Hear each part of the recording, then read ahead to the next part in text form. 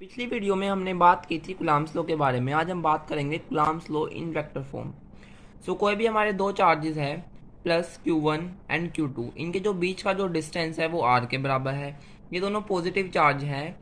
जो अपने like charges होते हैं वो एक दूसरे को रिपेल करते हैं, तो ये भी एक दूसरे को रिपेल कर रहे हैं। Q1 फोर्स लगा रहा है Q2 पे, जो कि फोर्स है F21, क्योंकि जो फोर्स है वो 2 पे लगा रहा है, किसके कारण लग रही है, 1 के कारण। तो देखो हम यहाँ पे हमने लिख के बताया है, लेट F12 फोर्स लग रही है 1 पे, कौन लगा रहा है, Q2। दूसरा है हमारा F21 फोर्स लग रही है Q2 पे, किसके कारण, Q1 के कारण। सो अब यूनिट वेक्टर डायरेक्शन को दिखाने के लिए यहाँ पे आया है from Q1 to Q2 and as it is from Q1 to Q2। जो इसमें बताया गया, जो इनका मैग्नीट्यूड, जो ये माइनस है, इनके मैग्नीट्यूड को रिप्रेजेंट नहीं कर रहा है, ये माइनस है, ये इनकी डायरेक्शन को रिप्रेजेंट कर रहा है कि ये अपोजिट डायरेक्शंस में लग रहे हैं। जो ये यूनिट वेक्टर है ये अपोजिट डायरेक्शंस में लग रहे हैं, इनका मैग्नीट्यूड सेम है बट इनकी डायरेक्शन अपोजिट है। तो हमने मोड ले लिया तो ये प्लस हो गया।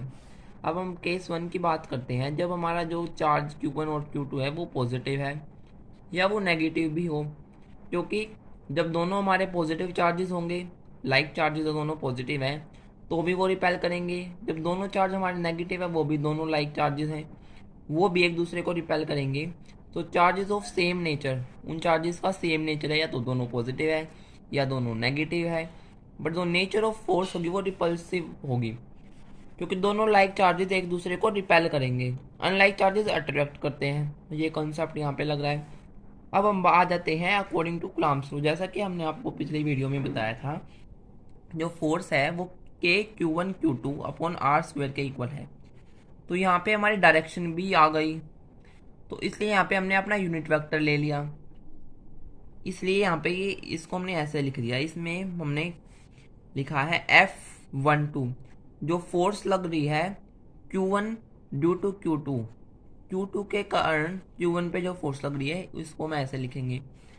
फिर हमने इसको ऐसे, इसको लिख दिया है हमने खोल के, इसका मैग्नीट्यूड, ये इसका। तो इस डेफिनेशन से यहाँ पे मैंने आपको बता दिया है क्या कॉन्सेप्ट लग रहा है। इसको हम ऐसे नीचे खोल के यहाँ पे ऐसे खोल सकते हैं, इसकी जगह पे ये लिख सकते हैं। तो जब हम इसकी जगह लिखेंगे, यहाँ पे R² की जगह पे R³ हो जाएगा। तो यही है हमारा vector form of Coulomb's law, के Q1 Q2 अपॉन में R21 क्यूब R वेक्टर 21। ऐसे ही हम इसको